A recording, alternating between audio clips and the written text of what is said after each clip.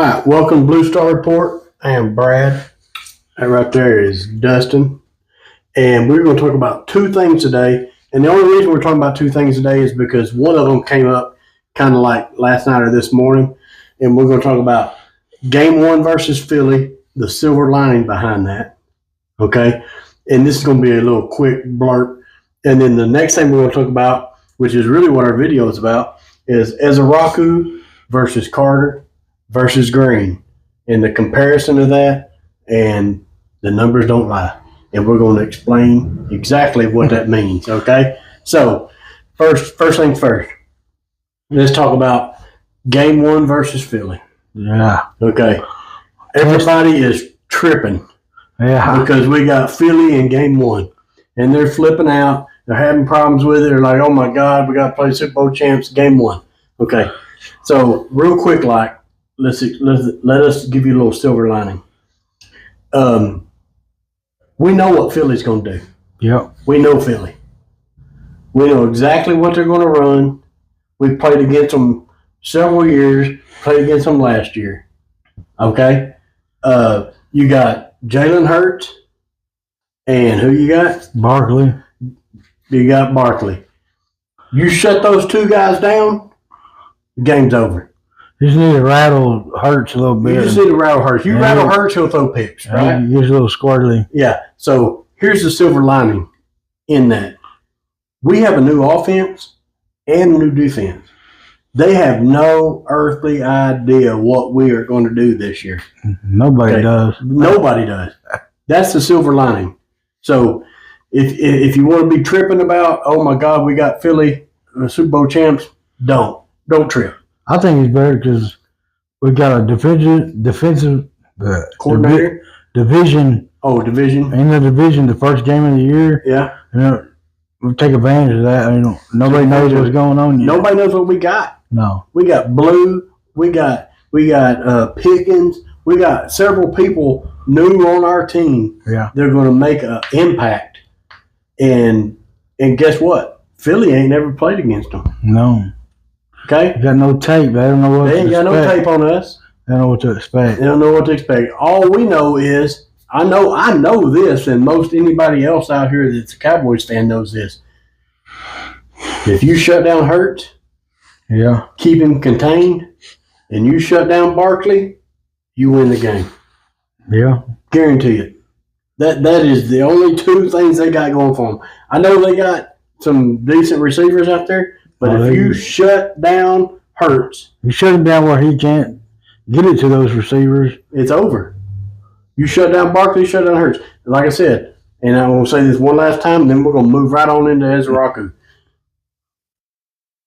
They have no tape. Yeah. They have no idea what we're going to do.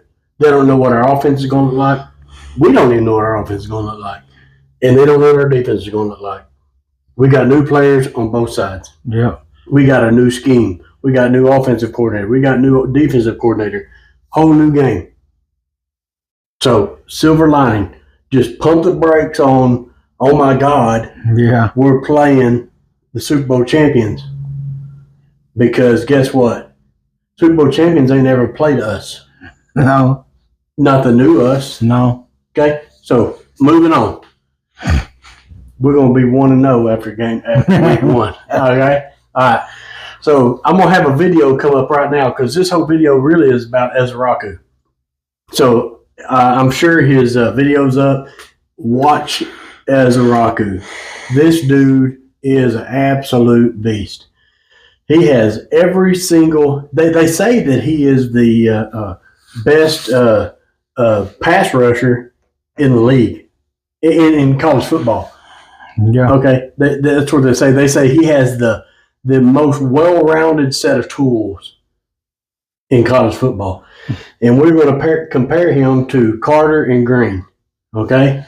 He'll slap your hands up. He'll slap your hands down. He'll spin move you. He'll bull rush you. He'll swim. Yeah. He has got the whole complete arsenal. Yeah. Everything. Okay? He's got it. The dude, Dustin and I predict that he's going to have, I want to say he's going to be Defensive Rookie of the Year. I think he'll be maybe top 5, maybe top 3, maybe, and finalist for Defensive Rookie of the Year. I agree. I think so too. If he's not Defensive Rookie of the Year, he'll be in the voting. He's going to be in the voting. Yeah. I feel like he's going to have more sacks than any other defensive rookie. Yeah. That plays. Yeah. And a lot of that is going to come because of he's the only one that has guess who on the other side of the line. 11 from heaven. 11 from heaven. He's going to have Parsons on the other side. Okay? That's a huge advantage for him. Oh, yeah. I mean, because when they're concentrating and game planning for Parsons, you're going to have this other guy over here that's got the will to win, the will to sack quarterbacks. This dude right here can't double both of them. He wreaks havoc on every play. Yeah. The dude is a beast. He really is. He seriously really is a beast. So when you got them two, you got Parsons on one side, Easy on the other, and they're getting pressure. That quarterback would have nowhere to go. No, he's gonna have to go forward, up, and that's when old Ezeiruaku gonna punch up on him. Yeah. Old Ezeiruaku might have a big year because of this. All right, so we're gonna jump into old Easy because he has already stated in the press that he wants to be called Easy. One more thing about it, he's gonna help our secondary too.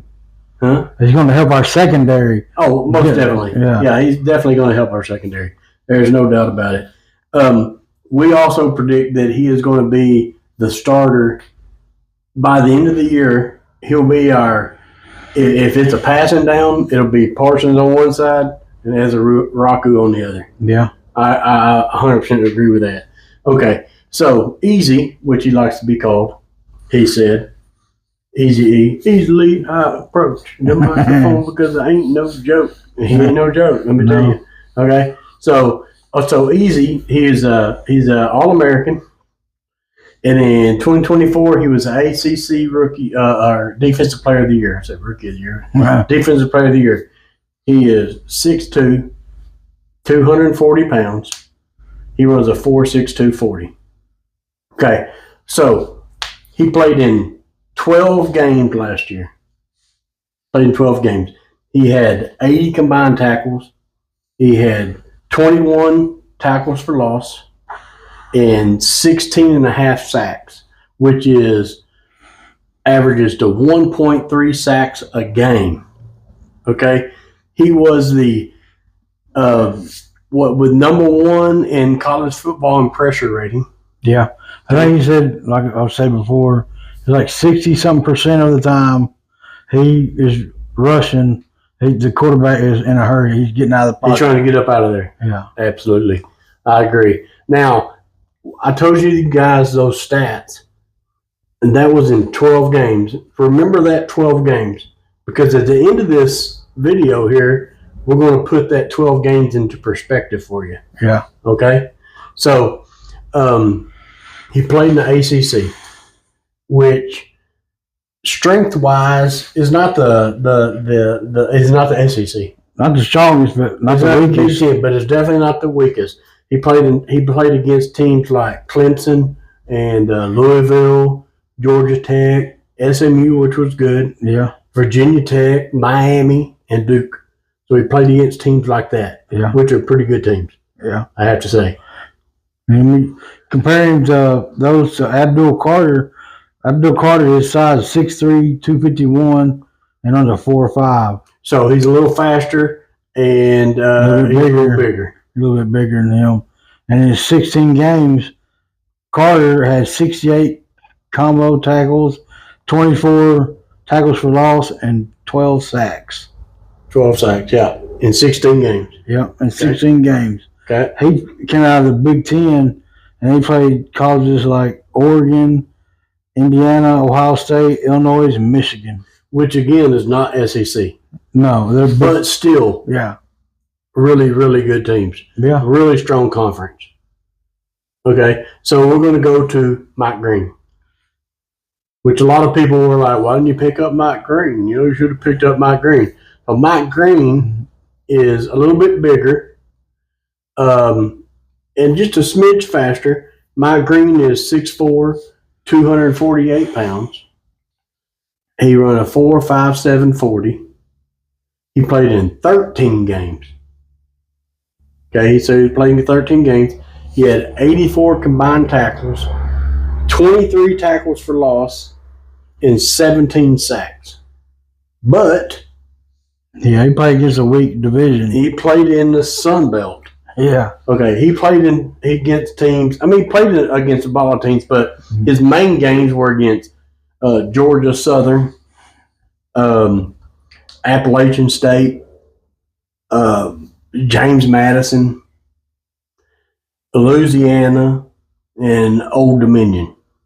Yeah, that's not as good as Carter and Easy. So let's put all this into perspective real quick. So strength of schedule, I should say, wise goes to Abdul Carter. He played in a better conference. Yeah. Than Ezeiruaku did. Yeah. He did. And Mike Green played in the weakest conference. Okay. Now, let's look at the stats. Now, I already put stats up there so you've seen them. Ezeiruaku played in 12 games. He had 80 tackles, 21 tackles for loss, and 16.5 sacks, which is 1.3 sacks a game. Mike Green, he played in one more game. He had 4 more tackles than Ezeiruaku in a weaker conference, by the way. Yeah. He had 2 more tackles for loss than Ezeiruaku did in a weaker conference, and he played in one more game. And he had a half a more sack. And like I said, he played in a weaker conference. Yeah. And he had 1 more game. Yeah. You throw that 1.3 sacks per game for Ezeiruaku. He's also not only the leader in college football in pressures, he's also the leader in sacks. Yeah. If you give him 1 more game. Yeah. Okay. And then you got Abdul Carter. Carter, I mean, he had 4 more games than Easy did, and Easy did better numbers-wise. Did better. Yeah. And 4 less games. So Ezeiruaku had 4 less games than Abdul Carter played in, and Ezeiruaku had 12 more combined tackles in 4 less games than Carter. He had 3 more less tackles for loss than Abdul Carter, but like I said, yeah, he had 4 more games. And 4.5. He had 4.5 more sacks than Abdul Carter did. 4 less games. In 4 less games. That's crazy. Okay, and I already know what a lot of you guys are going to say. Well, Abdul Carter played in the playoffs, and he played in the playoffs, and he played in the in a bowl game and all that stuff where Easy didn't. Well, guess what? Got a little something for you. Check this little stat out.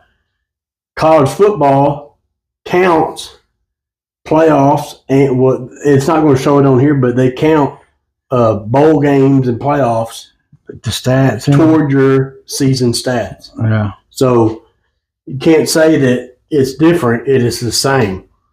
Okay. As far as game, he played in 4 less games than Abdul Carter did, and basically beat him in combined tackles and sacks. Yeah. Ezeiruaku is a beast. He's smaller than these 2. Yeah. But so is Parsons. Yeah. Parsons is smaller. Yeah. Parsons is smaller than most every single other defensive edge there is. There's a whole bunch of them out there, a lot bigger than he is. I don't even know if there is anyone smaller than him. No. And Parsons leads the league in pressures. He's 6'3", 245. 6'3", 245. So he's real close to Ezeiruaku's size. And like I said, Ezeiruaku is the most well-rounded edge in college football, coming out of college football, going into the pros. Most well-rounded. He already has all of the skills, all the moves. And I'm telling you right now. A little bit of coaching from the NFL. A little bit of coaching. And on top of what I think what we said earlier was you got Parsons on one side taking all the attention. Mm-hmm. You got Ezeiruaku over here getting it, Jack. Yeah, they ain't going to start double teaming him or chipping him until he actually does something, and they're going to leave him alone. Yeah, they're out there just one-on-one. When he starts racking them up, they're going to have to. They're going to do something. They're going to have to chip and block, double team somebody. Yeah. Okay. So our point is you're going to have Parsons on one side. You're going to have Ezeiruaku on the other side. You also got Fowler. Yeah. Then you got Sam Williams. Yeah. Look, teams better beware. Yeah. Okay. We love the Cowboys. Let me tell you right now. We love them Cowboys. Yes. And I am excited about what is to come defensively and now offensively with getting Pickens. But defensively, I'm excited about what's about to come down the road. Me too. Okay. Like we were talking about earlier, you don't want your leading tackler to be defensive end or safety. You want your leading tackler to be probably your linebacker or your linebackers. You want those. Okay, 80 tackles in a season in 12 games is freaking enormous. Yeah. Okay, so some people are saying, well, he's not a run stopper. He's a run stopper. 80 tackles, right? Okay, he can stop the run. He's tackling somebody. Somebody's getting tackled. They're not passing it ever down. Okay, so, and even when they're passing it, he's on their heels, Jack. Yeah. It's on. Y'all watch the video. This man is for real. Yeah. He is. Ezeiruaku is the real deal. And you guys, the haters can hate all they want, whatever. But I'm telling you right now, Donovan Ezeiruaku is going to be a force this year. Yeah, I believe so. Okay. It might take him a few games to get in the rhythm to the college, to pro football speed. Yeah. But I'm telling you right now, he's gonna be a force.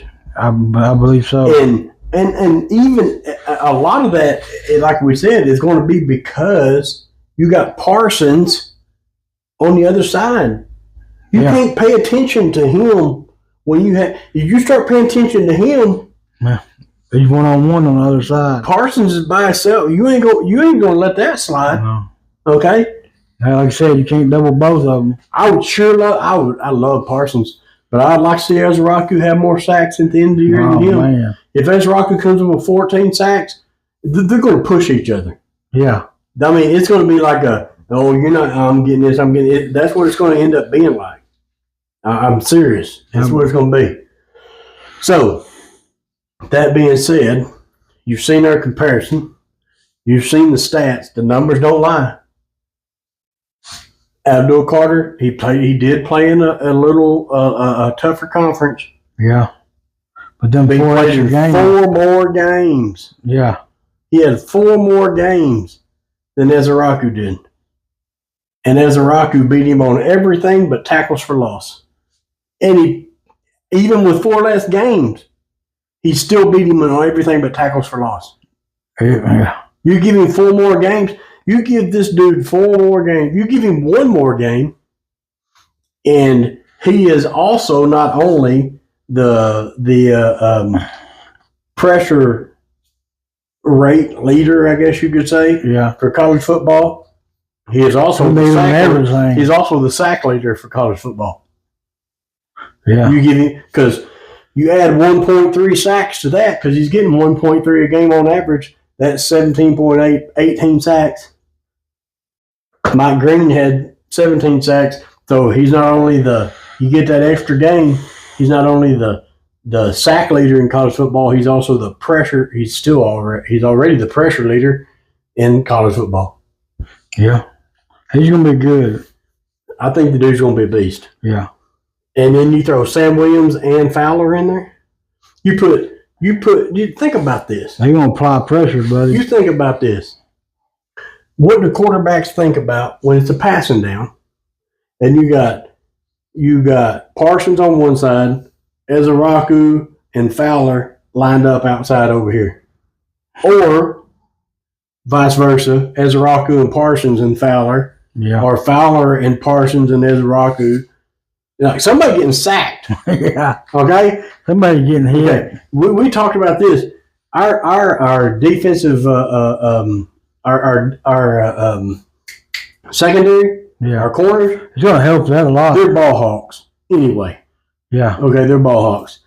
You give them an extra second to keep somebody covered, or if they keep somebody covered for an extra second, somebody getting sacked. You may not have to cover them as long.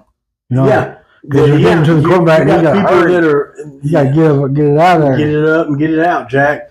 Okay, so you think about that just for a second. Just for a second. Either this is my prediction. Either we're going to lead the league in sacks this year with Parsons, Sam Williams, Fowler, and Ezeiruaku, and Ezeiruaku. Yeah, those 5 studs. We're going to lead the league in sacks, or if they don't get them sacked, they're going to be throwing the ball up for grabs. Yeah, and we're going to lead the league in interceptions with Diggs, Bland, Ravel, and even maybe Kalen Carson, maybe somebody like that. Okay, so to revert back to this right here.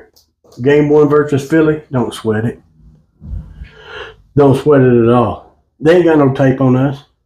They don't even know what we're going to do. We know what they're going to do. Tush push. They're going to either tush push, they're going to tush push, they'll run Barkley, or they're going to, or Hurts is going to be scrambling for his life and run for some yardage for a first down or whatever. We shut that down. We could take game 1 versus Philly. Yeah, that's a division game too. Yeah, and they are the champions in Philly. In Philly, so you got to give them their respect. Okay, they are the Super Bowl champions. Is what it is. But I think we can still play with them. Oh yeah, especially now. Here's another little side note before we we exit this video. George Pickens was a number 1 receiver. This is just something to keep in the back of your head right here. George Pickens was number 1 receiver for Pittsburgh. He drew number 1 corner. Oh yeah. So he drew number 1 corner. He always had number 1 corner on him. Well, guess what? Not no more. Not anymore. If they do that, then who's gonna cover Lamb? Yeah. So because Lamb's going to draw number 1 corner, Pickens going to be going up against the number 2 corner on the defense. That's good. Okay, he's used to going against number 1 corner. Now he's going against number 2s. There's a lot to think about here. Not just number 1. He was probably getting double teamed and all kinds of stuff. Yeah, he was the man on their receivers. As far as receiving goes, he was the man. They defenses. They planned for defending against him. Yeah. Because that's who they had. Well, Dallas ain't they don't have that. No. They don't have that luxury when it comes to Dallas because now they got to put their number 1 corner on Lamb. Number 2 corner goes to Pickens. Okay? So I just wanted to say that real quick. Yeah. It's a different team. The little bitty minute changes that you think are minute are actually huge. Yeah. They're actually huge. Just like picking up our guard in the first round of the draft. That little bit of extra time that he may be able to give Dak Prescott or just a little bit of extra room that he may be able to give a running back is huge in the NFL. Very. It's huge. So all these little moves are surprising. Don't be shocked and I hate to say I want to be biased because I'm a Cowboys fan. Don't be shocked if the Cowboys come and win the NFC East. Well, Okay? I hope so. I'm serious. Hey, they could do it. Okay, because I don't think anybody in the NFC East has won it 2 years in a row and for a long time. Oh, yeah, it's been a long time. For 2 years in a row. Yeah. Okay? Philly's the same team they was last year. They ain't changed nothing. No. They're still the same running back, same quarterback, same wide receiver. We know what they're going to do.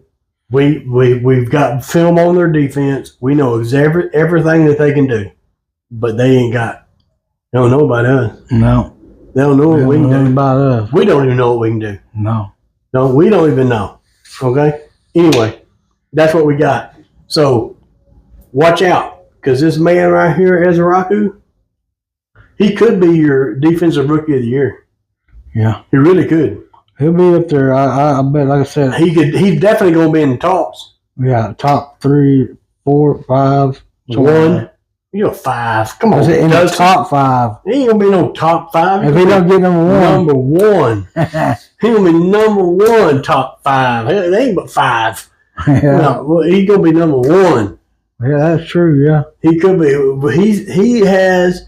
Oh, as far as defensive rookies of the year? Yeah. Okay, I was thinking. Rookie of the year or player of the year? No. Rookie of the year, you got to look at what he has on the other side. Yeah. That no other team has. Michael Parsons. Yep. This man right here got Abdul Carter in Giants. Yeah. They can key on that dude. Yeah. Key on him. They can't key on him. And Parsons. No. Ain't going to happen. So anyway, silver lining. Cowboys going to win. First game of the year against Philly. I'm telling you right now, I hope MIA Philly's watching this video. I hope you are, because we're coming at you. MIA Philly, by the way, is he does these videos for Philadelphia. So you guys go on his website, on his YouTube channel, and feel free to bash him as much as you possibly can. Give that boy hell, because the Cowboys are coming to play football this year, Jack. Yeah. All right?